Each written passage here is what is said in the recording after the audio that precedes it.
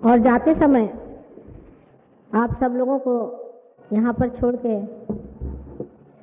इतनी प्यारी तरह से इन्होंने अपने हृदय से निकले हुए शब्द कहे, जिसे चित्त बहुत खिंच सा जाता है। आजकल के ज़माने में जब प्यार ही नहीं रह गया तो प्रेम का खिंचाव और उससे होने वाली एक आंतरिक भावना भी संसार से मिट गई है। मनुष्य हर एक चीज़ का हल बुद्धि के बूते पर करना चाहता है। बुद्धि को इस्तेमाल करने से मनुष्य एकदम शुष्क हो गया, जैसे उसके अंदर का सारा रस ही खत्म हो गया। और जब भी कभी कोई भी आंतरिक बात छिड़ जाती है तो उसके हृदय में कोई कंपन नहीं होता, क्योंकि हृदय भी काष्ठवत हो गया।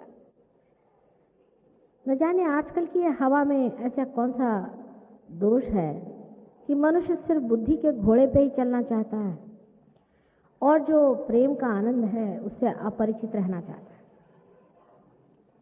लेकिन मैं तो बहुत पुरानी हूँ, बहुत ही पुरानी हूँ, और मैं मॉडर्न हो नहीं पाती। इसलिए ऐसे सुंदर शब्द सुन के मेरा हृदय बहुत ही आंदोलित हो जाता है। लेकिन आजकल की बुद्धि भी अब हार गई, अपना सर टकरा टकरा के हार गई है और जान रही है कि उसने कोई सुख नहीं पाया, कुछ आनंद नहीं पाया। उसने जो कुछ भी खोजा, जिसे भी अपनाया, वो सिर्फ उसका अहंकार था। उससे ज़्यादा कोई उसके अंदर अनुभूति नहीं आई। धीरे धीरे मनुष्य इससे परिचित हो रहा है कि वो किस कदर काष्ठवत हो गया, किस कदर उसकी भावनाएं सुप्त हो गई हैं। आजकल के कविगर पढ़िए या आजकल के अगर वाङ्मय पढ़िए साहित्य, तो उसमें आपको नज़र आएगा कि बहुत ही अश्लील तरह की उथली बातें, जिसका कि संबंध हृदय से तो क्या किसी उथली एक तरंग से भी नहीं लगता। उसी प्रकार कविताओं में भी इतनी शुष्कता और इतनी घृणित बातें लिखी जाती हैं कि स्वभावतः कोई भी मनुष्य अगर इतना कृत्रिम और बुद्धिवादी न हो जाए तो उसे तो जी मचलने लग जाए। माने हमारी संवेदनशीलता बड़ी ही घट गई है, और इस संवेदनशीलता के घटने के साथ ये पहचानना कि कौन इंसान अच्छा है और बुरा है, ये भी घट गया। ये भी संवेदनशीलता हमारे अंदर घट गई है कि अच्छाई क्या है और बुराई क्या है, अच्छाई क्यों करनी चाहिए और बुराई क्यों छोड़नी चाहिए। इसकी भी अकल हमारे अंदर से खत्म हो चुकी है। जब श्री राम इस संसार में आए थे हजारों वर्ष पहले, तब मनुष्य बहुत ज़्यादा संवेदनशील था। एक तो माँ पृथ्वी से उसका संबंध बहुत घटित रहा, इसलिए उसकी संवेदना बड़ी तीक्ष्ण थी। वो जानते थे कि श्री राम ये विष्णु के अवतरण है और सीता जी ये आदिशक्ति का अवतरण है। उनको किसी को बताने की ज़रूरत नहीं। उस वक्त अधिकतर लोग इस बात से परिचित थे कि श्री राम भगवान स्वरूप है। नहीं तो एक भीलनी उनके लिए बेर लेके क्यों आए। अब देखिए कहाँ तो श्री राम इतने बड़े राजा और एक भीलनी उनके लिए बेर लेके आई। देखिए प्रेम का खेल इतना सुंदर है। और जब वो अपने बेर तोड़ती थी, बूढ़ी सी भीलनी थी, उसके दांत भी कुछ टूटे हुए थे बेचारी। एक एक बेर को वो दांत मार के देखती थी कि कहीं खट्टा तो नहीं है, नहीं तो मेरे राम को खट्टा न लग जाए। इतने विचार से उस भीलनी ने, उसके हाथ गंदे थे कि साफ थे पता नहीं। एक भीलनी आप समझ सकते हैं कि जो बिल्कुल गिरिजनों में से, जिनको कहना चाहिए कि हमारे आजकल जिनको हम लोग दलित ही कहते हैं, ऐसे समाज में कि वो भीलनी इतने प्रेम से प्रभु राम के लिए छोटे छोटे बेर इकट्ठे कर रही थी। और जब श्री राम आए तो बगैर हिचक के उन्होंने उनसे कहा कि श्री राम, मेरे पास आपके लिए बड़े सुंदर बेर हैं, एक एक बेर मैंने अपनी दांत से चख के देखे, इससे आपको कोई तकलीफ नहीं होगी। श्री राम का हृदय पुलकित हो गया, क्योंकि वो प्रेम को जानते थे। प्रेम की संवेदना उनके अंदर जबरदस्त थी, क्योंकि वो परमात्मा थे। परमात्मा स्वयं प्रेम है, इसलिए वो प्रेम को जानते हैं, प्रेम के भूखे हैं और प्रेम ही को पहचानते हैं। अगर आपको परमात्मा को बांधना है तो आप प्रेम करिए। अगर आप प्रेम नहीं कर सकते तो आप परमात्मा को नहीं बांध सकते। सिर्फ प्रेम से ही आप परमात्मा को बांध सकते हैं। किसी भी ऐसी शक्ति को आप तभी अपने ऊपर खींच सकते हैं, उसका उपयोग कर सकते हैं, उसके शरण जा सकते हैं या उसको अपनी ओर आकर्षित कर सकते हैं, जब आपके अंदर ऐसा हृदय हो कि जो प्रेम से खुश हो जाता है। श्री राम ने वो बेर चढ़ाक से एकदम दौड़ के, अरे तुम इतने बेर इकट्ठे कर लाई, चलो चलो सब मुझे दे दो, और लेकर खाना शुरू कर दिया। और खूब खुशी से खा के कहते हैं कि वाह, मैंने तो ऐसे कभी बेर नहीं खाए, ऐसे बेर तो मैंने जीवन में कभी नहीं खाए, ऐसे सुंदर बेर मैंने कभी खाए नहीं, ये तुम कहाँ से इकट्ठे करके लाई, अच्छा बताओ। तो लक्ष्मण जी को बड़ा गुस्सा आ रहा था कि क्या बदतमीजी है कि सब बेर एक एक जूटे करके लाई हैं और इन्होंने श्री राम को दे दिया। तो उन्होंने लक्ष्मण जी को कहा कि देखो, मैं तुमको इसमें से एक बेर नहीं दूंगा, ये सारे मेरे लिए लाई हैं, बाकी तुमको चाहिए तो तुम अपने तोड़ के खा लेना, पर इसमें से मैं नहीं दूंगा। तो सीता जी तो बहुत होशियार थी, उनका कि श्री राम, मुझे भी तो 2-4 बेर दे दीजिए, क्या आप ही सब खाइएगा, मैं तो आपकी अर्धांगी हूँ, मुझे भी तो 1-2 बेर दीजिए। तो उन्होंने कहा कि अच्छा, आप चाहिए तो थोड़े से मुझसे बेर ले लीजिए। अब लक्ष्मण जी को लगा कि देखो, सब तो भाभी को बेर दे दी और मुझे नहीं दे रहे हैं, तब उनको बुरा लग गया। तो भाभी से कहते हैं, क्या मुझे कुछ बेर नहीं दीजिएगा, सब आप ही लोग खा लीजिएगा। देखिए कितनी छोटी सी चीज है एक बेर, एक छोटी सी चीज है बेर, कोई बड़ी भारी चीज नहीं, लेकिन उस बेर पे कितनी ही रचना कविता कर सकते हैं आप। और उसकी आज तक याद है, हर एक हमारे जितना भी हिंदुस्तान में जितना भी लिटरेचर कोई भी भाषा में हुआ हो, हर जगह शबरी के बेर कहे जाते। कितनी सुंदरतम कल्पना है और कितनी सूक्ष्म है वो, उसको समझने के लिए हृदय चाहिए, बुद्धि से आप नहीं समझ सकते इसे। और जब भी इस बात का ख्याल बनता है और याद पड़ती है, इतना हृदय उसे पुलकित हो जाता है सोच के कि शबरी ने कितने प्यार से ये बेर अपने भोलेपन में इकट्ठे किए थे। ऐसे कहाँ शबरी जैसे लोग दुनिया में मिलेंगे। ये उसका हृदय था जिसे एक एक बेर में वो देख रहे थे और देख देख करके खुश हो रहे थे कि आहा, कितना प्रेम मनुष्य में है। जैसे समझ लीजिए कि एक प्यार का सागर परमात्मा है, और जब वो आके किनारे में टकराता है तो किनारे की टकरान से फिर उस पर लहरें उठने शुरू हो जाती हैं, और वो जब लहरें वापस समुद्र की ओर जाती हैं तो आनंद से वो बिल्कुल भर जाता है। प्रेम की गाथा जितनी कहूँ सो कम है। प्रेम की गाथा तो ऐसी है कि उसको कहते भी नहीं बनता, वो बहते ही रहता है, बहते ही रहता है, बहते ही रहता है। जितना बहता है उतना ही आनंद उसमें से झरता है। आप प्रेम का कोई मूल्य क्या ही दे सकते हैं, सो मेरी समझ नहीं आता। यही कि जब आपसे वो टकराता है तो उसके तरंग फिर वापस उठ करके और बड़ा सुंदर सा चित्र सा बन जाता है, उस सागर पे भी एक चित्र सा बन जाता है, एक आंदोलन सा, एक बड़ा सुंदर सा, एक झिलमिल झिलमिल जिसे कहना चाहिए, प्यार का दर्शन हो जाता है।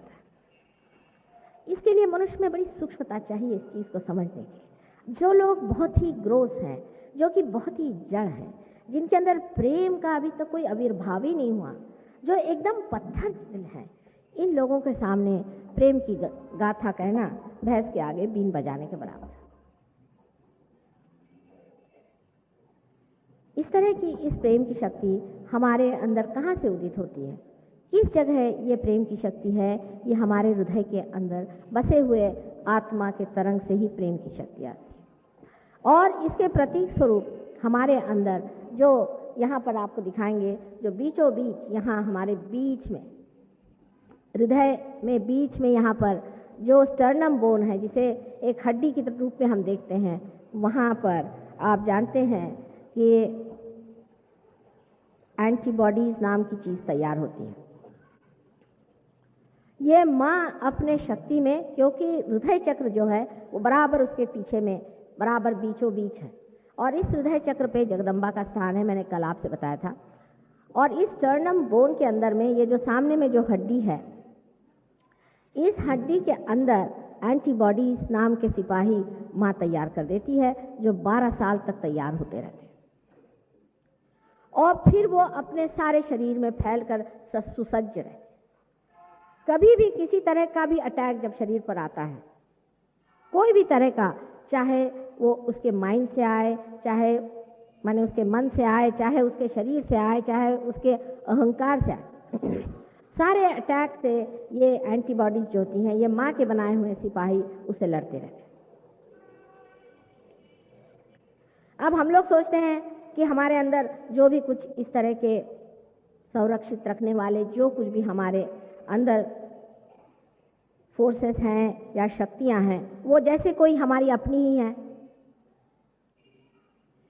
ये पहले ही से परमात्मा ने आपके अंदर ये सब धीरे धीरे एक एक चक्र बनाए। ये सारे चक्र आपने जो उत्क्रांति में, इवोल्यूशन में जो जो कदम रखे हैं, उस कदम का माइलस्टोन है। अपने मंजिल पे पहुंचने के लिए जिस तह से आप गुजरे हैं, उन तह का ये दिग्दर्शक है। मैंने आपसे बताया कि कार्बन एटम जब आप थे तो आपका जो सबसे छोटा चक्र है श्री गणेश का, वो था। अब कार्बन कितना महत्वपूर्ण है उसके बारे में मैं आपसे बताती रहूं तो बहुत टाइम हो जाएगा, लेकिन आप पीरियोडिक टेबल अगर आप देखें तो आपको पता चलेगा कि कार्बन एटम के आए बगैर कोई भी प्राणी में जीव नहीं आ सकता। जीवन कार्बन के आने के बाद ही शुरू हुआ, इसलिए ये कार्बन जो है, ये श्री गणेश जो अपने अंदर मूलाधार चक्र पे बैठे हुए हैं, उस श्री गणेश का द्योतक है। जिस प्रकार कार्बन में भी 4 वैलेंसीज होती हैं, उसी प्रकार श्री गणेश के भी 4 हाथ हैं और ये चारों हाथ हमारे अंदर शक्ति के द्योतक हैं। जब हमारे अंदर मूलाधार चक्र जागृत हो जाता है तो हमारे अंदर ये चारों शक्तियां जागृत हो जाती हैं। इसी प्रकार अब हम हृदय चक्र की बात कर रहे थे कि हृदय चक्र जब इंसान का खराब हो जाता है या हृदय पे जब आघात होने लग जाते हैं तो आदमी में असंरक्षित भावनाएं आ जाती हैं, इनसिक्योरिटीज आ जाती हैं, जिससे भय, आशंका आदि चीज़ें, डरना किसी चीज़ से, एकदम पता नहीं, रात में बैठे बैठे औरतों में ज़्यादातर होता है कि उनको हमेशा आशंका लगी रहती कि कोई हमें परेशान तो नहीं कर देगा, कोई हमें मार तो नहीं डालेगा। किसी को कुछ दिखाई देता है, कोई कहता मुझे यहाँ पर एक आदमी दिखाई दिया, कहीं कुछ हो गया।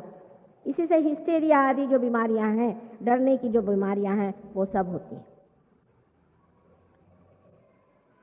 इसको सुरक्षित रखने के लिए हमारा जो हृदय का सेंटर में जो हृदय का चक्र है, उसे जागरूक रखना पड़ता।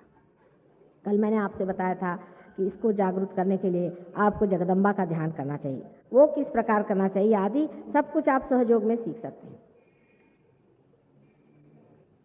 असल में सहयोग में पार होने के बाद भी आपको सीखना पड़ता है कि ये चक्र क्या है, उसको जागरूक कैसे रखना चाहिए, कुंडलिनी को कैसे चढ़ाना चाहिए, किस तरह से ठीक रखना चाहिए। एक छोटी सी चीज़ अगर आपको मैं मोटर भी प्रेजेंट कर दूं और अगर ये नहीं आप सीख लें कि मोटर कैसी चलानी, तो मोटर खड़ी रह जाएगी।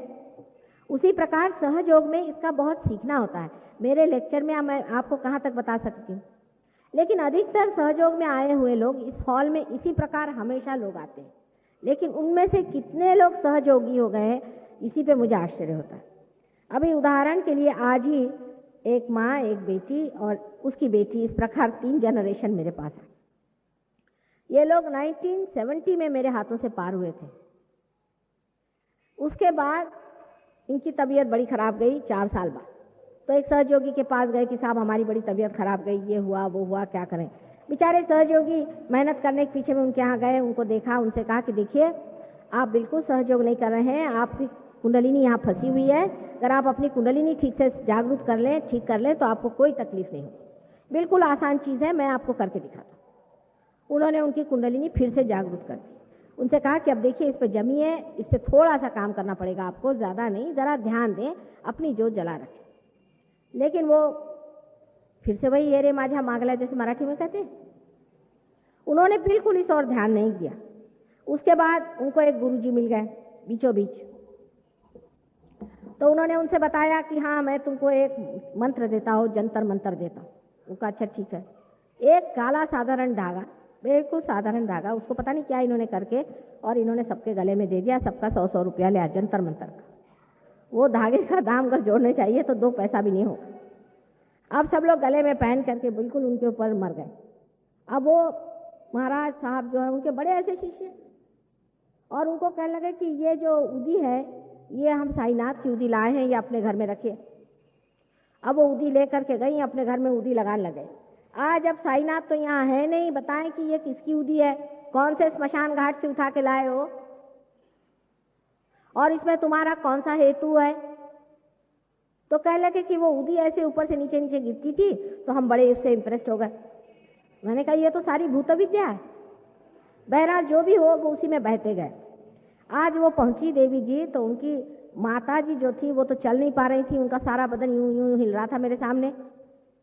उनकी जो लड़की थी उसकी एक टांग टूट गई क्योंकि यहाँ पर उसके पता नहीं क्या हो गया, एक्सीडेंट हो गया और उसका एकदम ऑसिफिकेशन हो गया। तो उसके बाद डॉक्टर ने इधर से काट दिया, उनकी टांग आधी छोटी हो गई। लड़की उनकी जो लड़की थी उसको किडनी की ट्रबल हो गई और अब उसको डायलिसिस पे रखा हुआ है। उसको भी जाकर बेचारे एक सहयोगी ने बचाया, उससे वो बच गई और उसकी हालत अब पहले से ठीक है, हॉस्पिटल से निकल आई। उस वक्त उस सहयोगी ने उनको समझाया कि देखिए ये सब साधुओं के चक्कर में मत घूमिए। लेकिन वो उनसे रुपया भी लेते थे, पैसा भी लेते थे और ये भी करते थे। तो उन्होंने कहा कि नहीं नहीं, वो तो हमसे बड़े अच्छे हैं, बड़ी मीठी बातें करते हैं, हमसे कभी नहीं कहते कि आप ये नहीं करो। हम शराब भी पिए, कहते पियो कोई हर्जा नहीं, कुछ भी काम करो हर्जा नहीं है, बस पर्स मुझे दे दो, पीछे में ये है, आपको जो भी काम करना हो करते रहो। माता जी तो कहती है ना कि ऐसा नहीं करो वैसा नहीं करो, लेकिन ये तो कभी किसी चीज को मना नहीं करते। ये तो कुछ नहीं, अगर आप उनसे कोई भी बात करो वो आपको कहते ठीक है। ऐसे ऐसे गुरु लोग हैं कि आप स्मगलिंग करते, अच्छा कर ले भाई, तुमको मैं स्मगलिंग का तरीका बताता हूँ, लेकिन उसमें से इतना रुपया तुम मुझे दे दो। अब इस तरह के महामूर्ख लोग जो कि इनको परमात्मा का काम समझते हैं, ऐसे लोगों को किस तरह से नुकसान होता है वो देखिए। अब वो जो लड़की थी उसका भी डायलिसिस हो गया, उसकी भी हालत खराब। मैं तो तीनों को देख कर मेरे आंसू भर आए। मैंने कहा हे राम, इनका ये क्या। मैंने कहा अच्छा अब आप जाइए, माफ करिए, मैं तो समझ गई, सब चीज उनके ऊपर दिखाई दे रही थी, मैं क्या कहूँ उनसे। मुझे तो किसी ने कभी कोई बात बताई नहीं थी, ना शिकायत की थी, पर मैं समझ गई कि ये बात क्या है। तो मैंने कहा कि भाई तुम तो 1970 में हमसे पार हुई थी, उसके बाद वो जो दीप तुम्हारे अंदर जला था, जो तुम्हारे अंदर जो अनुभव आया था, उसका तुमने क्या किया ये। और उस वक्त के जो बीमार थे, जिनको ल्यूकेमिया था और कैंसर था, वो आज कहाँ से कहाँ पहुंच गए, और तुम बेवकूफ जो कि इतनी अच्छी थी आज कहाँ से कहाँ चली। ये सब क्यों किया। तो भी वो काला धागा लेकर के आए थे गले में गधे जैसे। वो काला धागा नहीं छूट सकता था उनका, वो गले में पहने हुए थे। इतनी पकड़ होती है इन लोगों की। मैंने कहा अभी पहले आप इस काले धागों को फेंकिए। बड़ी मुश्किल से माना उन्होंने कि इस काले धागे को हम गले से उतारेंगे, बताइए। फिर सब बातें सामने आई कि वो आदमी कितना रुपया लेता है, उनके लड़के को कितना लूटा, ये हुआ वो हुआ। उससे पहले वो बताने के लिए भी तैयार नहीं थी उस काले धागे के बूते पर। यानी मनुष्य इतना कमजोर है कि एक धागा तक उसे बांध सकता है। उसकी यही बुद्धि है क्या। मैं कहती हूँ इतनी आप लोग अपनी बुद्धि की कमाल समझते हैं, आपके पास इतनी भी क्या बुद्धि नहीं कि समझ लें कि ये आदमी को हम देख रहे हैं कि इसका चरित्र अच्छा नहीं है, ये हमसे रुपया लूट रहा है, हमें परेशान कर रहा है, हमें इससे कोई भी लाभ नहीं, तो भी उसी के चरणों में तुम आप क्यों जाते हैं। और उनका भी हृदय चक्र ऐसा धकता कैसे करा। बहरहाल तुम तो जानते हो कि माँ जो है वो क्षमाशील है, मतलब क्षमा हमारा स्वभाव है, हम उसको कुछ किसी तरह से जीत नहीं पाते। मैंने ऐसा है कि जब ऐसी हालत में किसी देखा तो फिर थोड़ा सा तो जरूर कहा, लेकिन फिर उसके बाद फिर दिल लगा लिया, क्योंकि तकलीफ भी तो देखी नहीं जाती ना। बेवकूफ है तो क्या, बच्चे तो अपने ही हैं, उनकी तकलीफ भी नहीं देखी जाती। और मैंने उन्हें फिर से अपने दिल से लगा लिया। लेकिन क्यों मुझे परेशान करते हो, क्यों नहीं अपना जरा ख्याल करते, क्यों नहीं इसमें रचते हो। ये सब तुम्हारे लिए मुफ्त है, इसको पाओ, इसमें रचना चाहिए, इसको संभालो। एक माँ हर समय अगर आपकी रखवाली भी करते रहे और आप हर समय जाएं और आप बैल मुझको मार, नहीं तो किसी कुएं में कूद, नहीं तो कोई आग में कूद, इसकी क्या जरूरत है। यह शैतानों के काम है। समझना चाहिए कि जो आदमी भगवान के नाम पे आपसे पैसा लेता है वो शैतान है, शैतान। उसके पास बिल्कुल नहीं जाना चाहिए। आपको मैं समझा समझा के हार गई। इस बम्बई शहर में कितने वर्षों से मैं यही बात कहती आई हूँ, पर अब भी मैं देखती हूँ कि आधा बम्बई शहर न किसी आदमी के पीछे में लगा हुआ है। हर 7वें घर में एक गुरु का फोटो आपको मिल जाएगा। इतने हो गए हैं कि मच्छरों जैसे, और सबको ये मच्छर काटते रहते हैं और लोगों को अच्छा लगता है मच्छरों का काटना। उसमें एक ही बस बात है कि वो आपसे कहते हैं अच्छा आप मुझे पैसा दीजिए। कितनी बड़ी सूक्ष्म अहंकार पे चोट है, इसे आप देख लीजिए कि आप हमें पैसा दीजिए और हम आपके गुरु हो जाएंगे। साफ साफ नहीं कहते हो, गोल घुमा कहते, लेकिन आपको अच्छा लगता है कि ये हमसे रुपया ले रहे हैं, हम गुरु को खरीद रहे हैं। गुरु रख लेते हैं लोग। अभी हम एक गांव गए थे, वहां के देशमुख साहब खूब शराब पीते हैं। उनकी बीवी मेरे पास आई, मुझसे कहने लगे माँ इनकी शराब छुड़ा दो। मैंने देखा कि इनका चक्कर ठीक नहीं। कहने लगे कि नहीं हम तो बहुत धार्मिक हैं, हमने गुरु रखे हुए। मैंने कहा अच्छा, जैसे पहले लोग बाई लोग रख लेते थे या कोई ब्राह्मण लोग रख लेते थे, आजकल गुरु लोग रख लेते, और वो गुरु लोग को अपना पैसा सप्लाई होते रहता है। और गुरु साहब कहते हैं कि ठीक है भाई तुम्हारी औरतों को मैं संभालता हूँ। ये औरतें जाकर के वो गुरु यंग आदमी है उनके नहलाते हैं, दुलाती हैं, ये करती हैं, वो करती हैं। और अगर वो कुछ कहें कि भाई तुम लोग शराब क्यों पीते हो, अपने आदमी से ऐसे कहें, तो गुरु साहब कहते हैं देखिए इनसे कुछ मत कहिए, मैं इनको ठीक कर लूंगा। अंत में मैं इनका भी कल्याण करूंगा। औरतों का तो कल्याण कर ही रहे हैं, अब उनका भी कल्याण करूँ, आप अभी कुछ मत कहिए। इसलिए उनको सहयोग पसंद नहीं आ सकता। ऐसे लोगों को सहयोग नहीं पसंद आ सकता है क्योंकि वो चाहते हैं कि परमात्मा के नाम पर अपनी गंदगियां छिपा लें। कितनी गंदी चीज है, इससे परमात्मा का क्या नुकसान होने वाला है? अगर आपके अंदर गंदगी रहेगी तो इससे क्या परमात्मा को बीमारी होने वाली है कि आपको बीमारी होने वाली है? थोड़ा विचार करना चाहिए। परमात्मा तो निर्मल ही है, उसके अंदर तो कोई दोष है ही नहीं, उसको कुछ नहीं चाहिए। वो तो आपको समझा रहा है घर और कह रहा है कि भाई अपने अंदर की गंदगी को निकाल दो, उससे आपको तकलीफ हो। तो इस बात पर सब लोग नाराज हो जाते हैं। तो समझदारी की बात यह है कि जब आप पार हो जाते हैं, जब आत्म साक्षात्कार आ जाता है, आप खुद ही देखने लग जाते हैं अंदर में कि मैंने ये चक्र पकड़ा है, ये चक्र पकड़ा है, मेरा ये चक्र पकड़ा है, माँ मेरे चक्र साफ करो। आपको उसी की तकलीफ होने लग जाती है। वो कहते चलो इसको सफाई करवा दो। जिस प्रकार एक जानवर को आप गंदगी से ले जाइए उसको पता नहीं चलता है, उसी प्रकार मनुष्य को कितने भी अनीति में से गुजार दीजिए उसको पता नहीं चलता है कि अनीति है, ये पाप है, उसको समझ में नहीं आता है। पाप के प्रति उसकी संवेदना बिल्कुल जीरो हो गई है। लेकिन जब वो पार हो जाता है, वो देखने लगता है कि इतनी गंदगी है, उसकी बदबू से आने लग जाती है। वो समझने लगता है कि ये मेरे अंदर छिपी हुई है, सारी चीजें निकल जाए जितने जल्दी अच्छा है, क्योंकि वही अपना डॉक्टर हो जाता है और देखने लगता है यही आत्म साक्षात्कार है। अपने सारे चक्रों को जाना, अपने अंदर की खराबी जाना और दूसरों के अंदर की जान करके भी उसमें सामूहिक चेतना में उसको महसूस करना, यही आत्म साक्षात्कार है। ये कोई लेक्चरिंग की बात बिल्कुल भी नहीं। कल भी मैंने आपसे कहा ये घटित होना चाहिए, लेकिन इसमें अगर आप रुझे नहीं, इसमें आप बैठे नहीं, इसमें आपने मेहनत नहीं की, और जो आपकी पिछली आदतें थी जैसे कि बहुत अहंकारीपना करना और बेवकूफियां करना, तो फिर ये चीज चलने नहीं वाली। अपने प्रति प्रतिष्ठित होकर, अपने को समझ के कि हम एक दीप हैं संसार के, हमें जलाया गया, हमारे अंदर रोशनी आ गई है, इस रोशनी को बचाना चाहिए। जब तक आप ऐसा नहीं सोचेंगे, सहज योग में आप उतर नहीं सकते। आज सारे संसार को आप देखिए तो एक कगार पे खड़ा हुआ है, इससे उसको उस ऊंची दशा में उतरना ही है। ये उसके उत्क्रांति का चरम पद है, ये उसको लेना ही है। अगर उसने नहीं लिया तो उसका इलाज भी आने वाला है। जो लोग इस लास्ट जजमेंट को, ये आखिरी निर्णय, आखिर परमात्मा लास्ट जजमेंट आखिरी निर्णय कैसा करते? कुंडलिनी को चढ़ा के ही आपका आखिरी निर्णय होने वाला है कि जो कुंडलिनी के सहारे पार हो जाए वो एक तरफ, और जो नहीं है वो दूसरे तरफ हो जाए। इसलिए इसको आमास करने की जरूरत थी, सामूहिक करने की जरूरत थी। सामूहिक ये कार्य होना चाहिए, ये सामूहिक कार्य होना चाहिए। और अब भी अगर लोगों ने अपना इस पे निर्णय नहीं कर लिया, ये लास्ट जजमेंट नहीं कर लिया, तो मैं आपसे साफ बताना चाहती हूँ कि जिस प्रकार गेहूं और धुन अलग किए जाते हैं, उसका छिलका अलग उतार दिया जाता है, उसी प्रकार अगर आपने अपने को साफ नहीं कर दिया तो जो आखिरी कलकी होगा वो आप जो भी इस तरह के होंगे उनको अलग हटा दें, उनका सर्वनाश है। क्योंकि इसको यही कहना चाहिए कि लास्ट सॉर्टिंग आउट। इसमें कोई भी तरह की मैं अत्युक्ति नहीं कर रही हूं। मैं आपसे बहुत विनती करके कहती हूं कि इस बात से आपको घबराना नहीं चाहिए और न ही नाराज होना चाहिए, क्योंकि ये बात हो के रहेगी।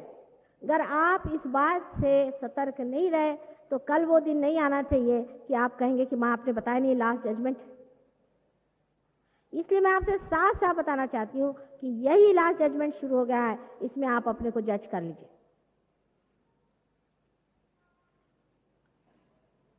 अब हमारे जो चक्रों में से जो आज्ञा चक्र है उसके बारे में मैं आपसे बताऊंगी, जो बहुत ही महत्वपूर्ण है।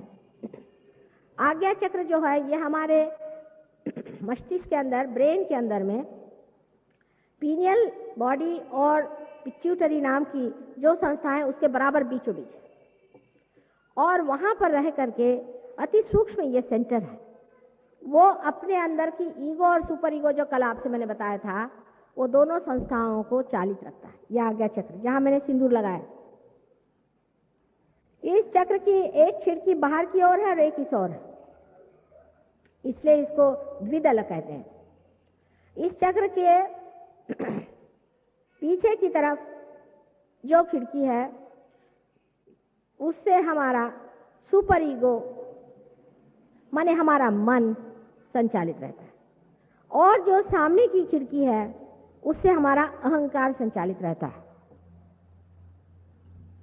अब इसीलिए कहा गया है कि किसी के सामने माथा झुकाने की जरूरत नहीं।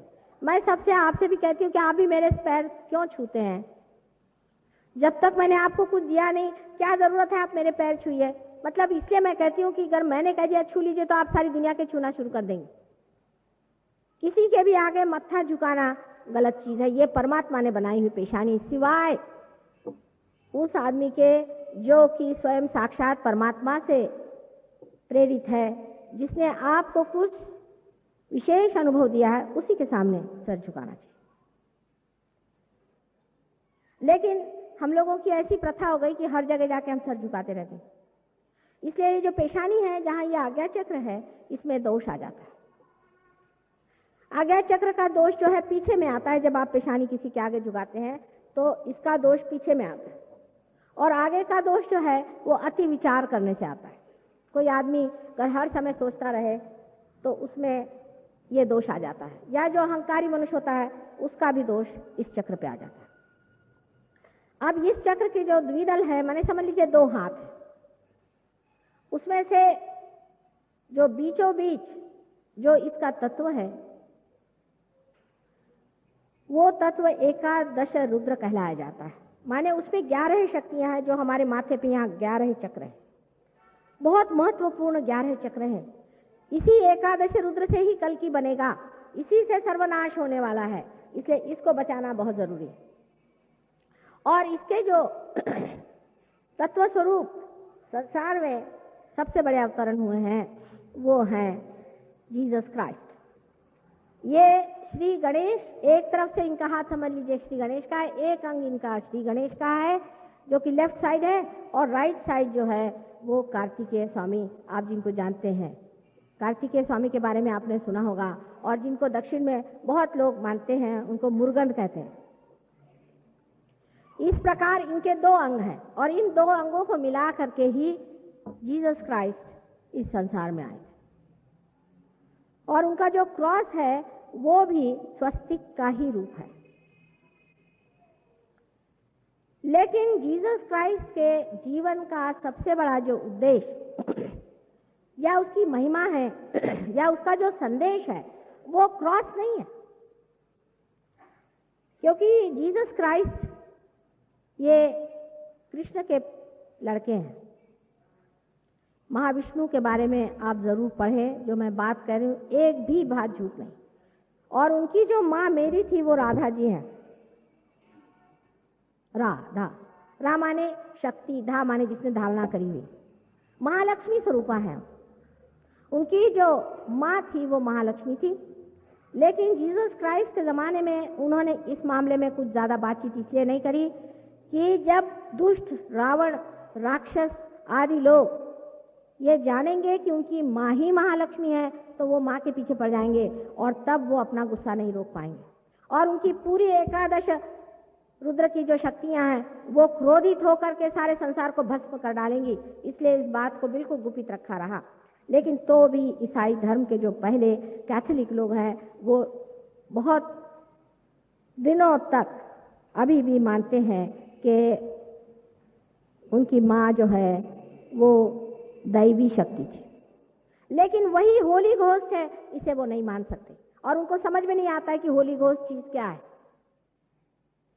क्योंकि उनमें भी आत्म साक्षात्कारी लोग बहुत कम हुए हैं और जो भी ईसाई धर्म में आत्म साक्षात्कारी हुए उनको मार डाला, उनको फांसी चढ़ा दिया या उनको बिल्कुल ही चर्च से निकाल डाला। जैसे हमारे यहाँ हिंदू धर्म में भी जो कोई बड़ा भारी साधु संत हुआ, ज्ञानेश्वर हुआ, तुकाराम हुआ, आज तक कोई हुआ ही नहीं जिसके पीछे सारी दुनिया ने लगी हुई समाज में लगा। इसी प्रकार ईसा मसीह के पीछे भी बहुत लोगों ने आप जानते हैं किस तरह से उनकी हालत खराब की और उनको किस तरह से क्रॉस पर चढ़ाया। ये चढ़ाना लिखा हुआ था, सूली पर चढ़ना उनका एक नाटक था और ये नाटक करना पहले से लिखा था, क्योंकि कृष्ण ने अपने गीता में कहा है कि ये जो प्रणव शक्ति है, जो ओंकार शक्ति है, ये शक्ति नैनम छिदन्ति शस्त्राणि नैनम दहति पावका, इसको कोई खत्म नहीं कर सकता, इसको कोई मार नहीं सकता। उनकी इस बात को सच करने के लिए ही ईसा मसीह को आज्ञा चक्र पे सूली होना पड़ा। हरेक इनकारनेशन ने, हरेक अवतार ने संसार में आकर के एक नया कदम लिया। अब आज्ञा चक्र का जो पकड़ है वो बहुत ही छोटी सी, उसमें जगह ही छोटी सी और उसमें से अति पवित्र चीज ही गुजर सकती है। बाकी जितने भी अवतार हुए हैं, माने गणेश छोड़ करके बाकी जितने भी अवतरण हैं संसार में आए हैं, श्री विष्णु के अवतरण, वो सारे ही स्वदेह हैं। उनके अंदर पृथ्वी का अंग है